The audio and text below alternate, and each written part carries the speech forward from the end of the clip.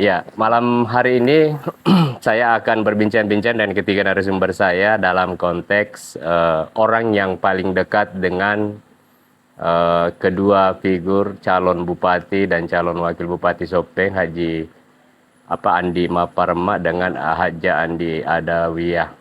Kemudian untuk Bapak Ardi Doma nanti saya akan tanya terkait dengan kapasitas beliau sebagai seorang politisi ya. Saya mulai dulu dari Bapak Winardi.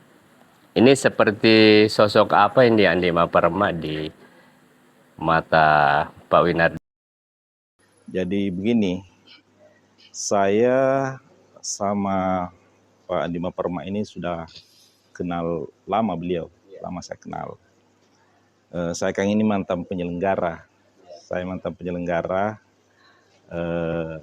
masuk penyelenggara 2007, Panwascam, sampai terus menerus sampai 2023 kemarin. Jadi Bawaslu, Badan Pengawas Pemilu. Sosok Andi Maparma ini menurut saya sangat bersahaja. Beliau low profile. Di kesehariannya saya selalu mengikuti mulai dari anggota DPR sampai wakil ketua anggota DPR. Beliau itu low profile. Maksud saya begini, orangnya itu pintar bergaul, bermasyarakat, kemudian banyak orang yang simpatik pada beliau karena kesahajaannya itu yang pertama. Yang kedua, saya memang simpati kepada beliau untuk mendukung dan ingin sebagai calon bupati Sopeng ini, karena memang sosok beliau ini yang saya sampaikan tadi, saya suka di samping kesehariannya, keluarganya, pertemanan, dan hal-hal lain yang memang saya anggap beliau ini adalah figur saya. Itu Pak Edi. Ya, kira-kira mulai kapan ini Pak Winardi dekat dengan Andi Baik, Maparma? jadi masalah kedekatan itu di Sopeng itu kita sebenarnya dekat semua, satu rumpun lah.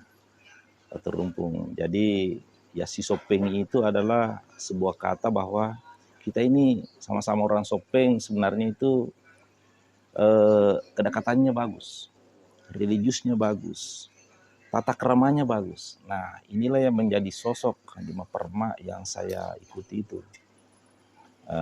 Andi Maparma mulai saya ikuti profilnya beliau waktu sebelum jadi anggota DPR, kemudian jadi anggota DPR 3 periode kalau tidak salah, kemudian sampai resign kemarin untuk menjadi calon bupati.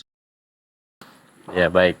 Jadi nanti masih ada satu pertanyaan lagi Pak Winardi terkait dengan jargon AP28 siap ada. Nanti saya akan tanyakan itu, namun saya akan pindah dulu ke Pak Andi Basirtonang. Ini yang saya kenal, yang saya tahu Pak Basirtonang ini sangat dekat juga dengan Ibu Haji Andi Adawiyah ini. Seperti apa Bapak melihat sosok Haji Andi Adawiyah? Iya, memang kedekatan itu relatif saja. Saya sebagai, boleh dikata seorang anak ya. Ya. Apalagi saya ini di usia dewasa, saya sudah kehilangan ibu. Ibu saya sudah mendahului. Ya. Singkat perjalanan saya ini pendatang di Kabupaten Sopeng. Ya. Saya ini putra Bone asli. Ya. Iya. Alhamdulillah dipertemukan jodoh, saya jatuh cinta dengan orang Sopeng. Sehingga pada waktu itu saya merindukan sosok ibu. Seiring perjalanan waktu, saya coba beradaptasi di masyarakat Sopeng, saya menemukan sosok ibu. Ya. Dan itu ada di sosok Haji Andi Adawiyah. Bangunan kedekatan itu ringkas ceritanya karena istri saya punya kedekatan dengan beliau. Saya coba mengenal lebih dalam, ternyata saya bilang, saya menemukan kembali kasih sayang itu dari Ibu Haji Andi Adawiyah. Dan itu betul-betul, ini bukan sebuah bahasa hiperbolis dari saya ya, Pak Edi. Ini terbukti. Kita bisa melihat semua bahwa Bung Haji Dawi ini memang mampu sebagai seorang ibu, perempuan yang hebat, telah menunjukkan karakteristik perempuan Sopeng, itu orang hebat. Ya. Itu. Dia mampu menjadi seorang pendidik yang luar biasa, mendirikan yayasan yang untuk mencerdaskan masyarakat Sopeng. Kita boleh lihat dari latar belakang kehidupan keluarganya, anak-anaknya. Ya. Alhamdulillah, semua berpendidikan dan berakhlak. Ya. Jadi itu yang membuat saya ada rasa cinta, pengen membangun kedekatan, dan alhamdulillah kedekatan itu betul-betul seperti yang saya harapkan. Saya menemukan sosok ibu, pelindung, penyayang, dan mengayomi saya. Ya. Jadi itu yang saya paling apa dengan Bung Haji Dawi. Mampu memberikan pelayanan kepada suami, menjadi istri yang baik, ibu yang baik, dan alhamdulillah Universitas Lama Papaliondro yang beliau pimpin, tadi itu dari sekolah tinggi. Ya. Tapi kegigihan perempuan Sopeng, jadi saya mau bilang, bangga dong perempuan Sopeng. Ya. Ada sosok hari ini yang ingin jadi pemimpin di Kabupaten Sopeng. Sekolah tinggi, ilmu ekonomi di Kabupaten Sopeng, di bawah kepemimpinan Haji Andi Adawiyah, dia mampu merubah menjadi universitas. Bukankah ini janjian masa depan untuk masyarakat Sopeng, khususnya kaum perempuan? Perempuan Sopeng bukan perempuan sembarang, bro. Bahasa gaulnya gitu. Iya, iya. Perempuan Sopeng, perempuan hebat. Jangan buangkan kesempatan ini buat masyarakat Sopeng. Ayo, buka mata, buka telinga. Orang Sopeng terkenal di mana-mana itu sebagai generasi-generasi cerdas. Tidak sedikit hari ini yang kita temukan di banyak tempat, baik dalam skala lokal maupun nasional. Itu orang Sopeng, Pak Edi. Bukankah ini panggilan bagi kita bahwa ayo orang Sopeng kita lebih berpacu. Hari ini kita diperhadapkan calon pemimpin yang akan mencerdaskan kita semua yang orang Sopeng. Berbanggalah hari Sopeng hari ini. Dan dia adalah Haji Andi Adawiyah. Iya. Tadi ada dua kata yang saya garis bawahi. Anak dan ibu. Iya. Sebelum sesi ini saya juga mengundang beliau bersama dengan Andi Parema duduk di kursi ini. Iya. Ada tadi saya tangkap bahwa beliau itu tidak langsung mengiyakan ketika diajak oleh Andi Parema. Pertanyaan saya, apakah Anda selaku anak pernah dimintai pendapat atau ditanya-tanya sama Haji Andi Adawiyah selaku anak dari ibu? Wah, ini pertanyaan yang sangat luar biasa dan menantang sekali nih buat Pak IDM, luar biasa. Tetapi begini Pak, pada kesimpulannya, disinilah kehebatan seorang ibu. Ada hal yang harus kita ketahui secara umum. Ibu itu, ketika dia dalam permasalahan, dia tidak akan pernah mengeluh kepada anak-anak. Tetapi dia selalu berikhtiar dan dia selalu berdoa. Itu tidak pernah ada tergambarkan, baik itu anak kandungnya langsung. Kami ini kan hanya anak-anak yang boleh dibilang anak angkat sebagai pendidik ya. Karena kedekatan aja, hubungan emosional. Tetapi itu tidak pernah ada tergambar. Jadi itu yang saya bilang, ketika dia dalam sebuah beban akan membawa sebuah makna untuk perubahan. Sang ibu itu lagi-lagi tidak akan pernah mengeluh kepada anaknya bahwa ibu hari ini dalam keadaan begini. Tidak. Ya. Ibu itu selalu berikhtiar dan berdoa. Dan selalu berniat akan memberikan yang terbaik. Mungkin sudah petunjuk ilahi, dia sholat istihara, dan disampaikanlah kepada kami semua bahwa bismillahirrahmanirrahim, saya akan maju untuk wakil Bupati Sopeng demi untuk mensejahterakan masyarakat Sopeng. Oke. Itu yang saya tahu, Pak. Iya.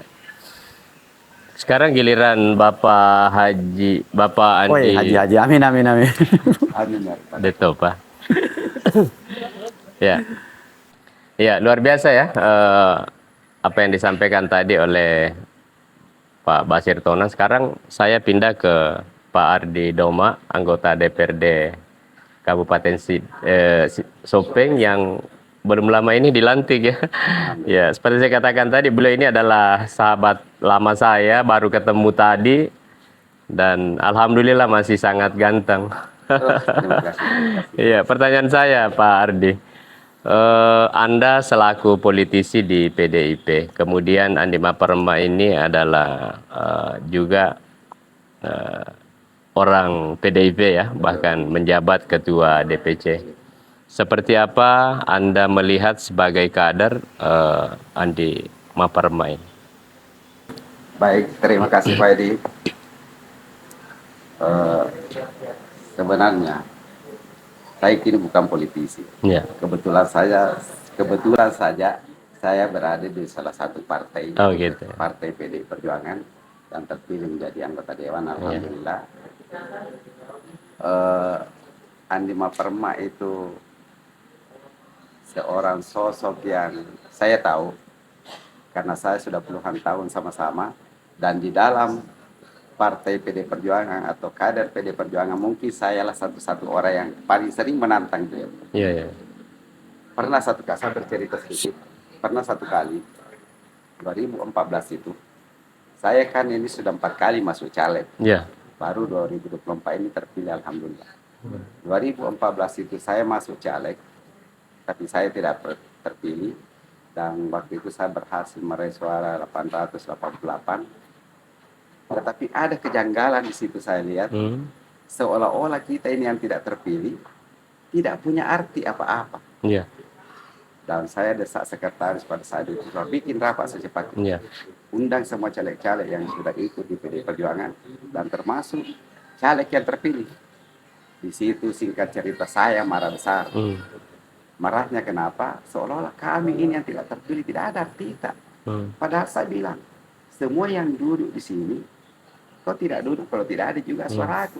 Tapi saya tidak pernah dihiraukan. Iya, iya. Bayangkan Pak Edi, saya tunjuk-tunjuk Pak Maparma. Bagaimana anak tidak berkenan kalau seperti Anda bapaknya. Iya.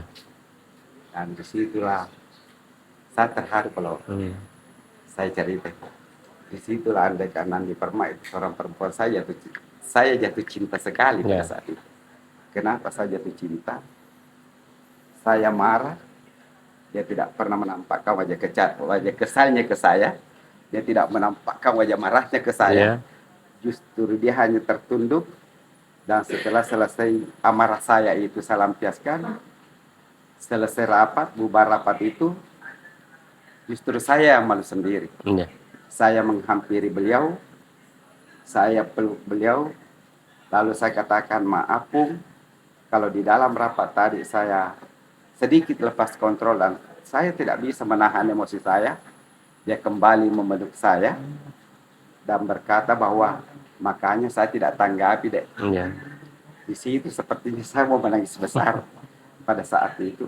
Dan disitulah dalam hati saya, suatu saat kalau Andi Maparma maju menjadi calon pemimpin dan layak memang menjadi pemimpin di Sopeng. Kenapa? Kita ketahui bersama bahwa marah dan menyuruh tukang becak pun bisa, tapi menjadi seorang pemimpin itu yang tidak pernah dilengani Maparma. Marah kepada siapapun tidak pernah nampakkan wajah marahnya, kesal kepada siapapun tidak pernah nampakkan wajah kesalnya. Luar biasa seorang pemimpin, termasuk kami dipimpin di DPC PDI Perjuangan Kabupaten Sopeng. Dan beberapa contoh-contoh kasus seperti itu sering saya lihat, Pak. Pernah satu kali di Makassar, kita waktu itu rakyat cap, tapi ada 2 orang kader partai. Setelah kita rapat, tiba-tiba menghilang. Ada penandatanganan berita acara belum selesai.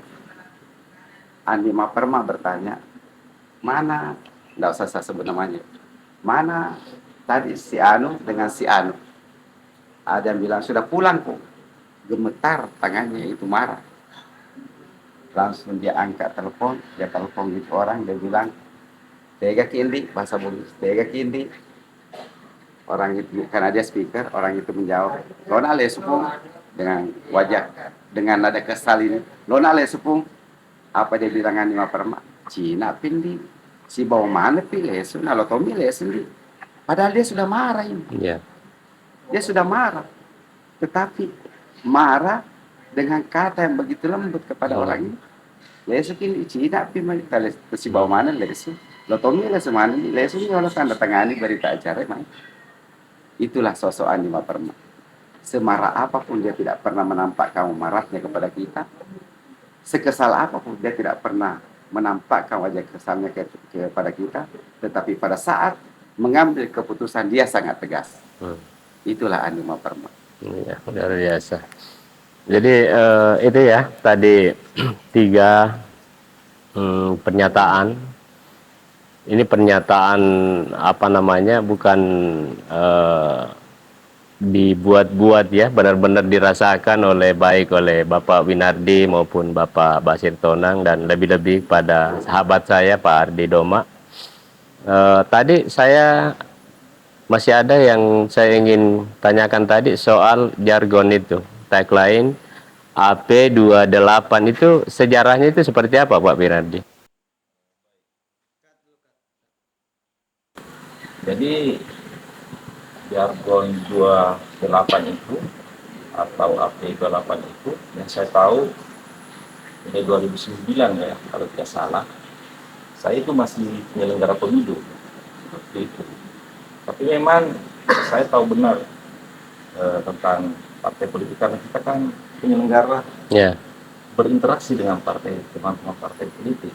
Nah, yang saya tahu itu jargon 28 itu adalah inisial dari nomor partainya.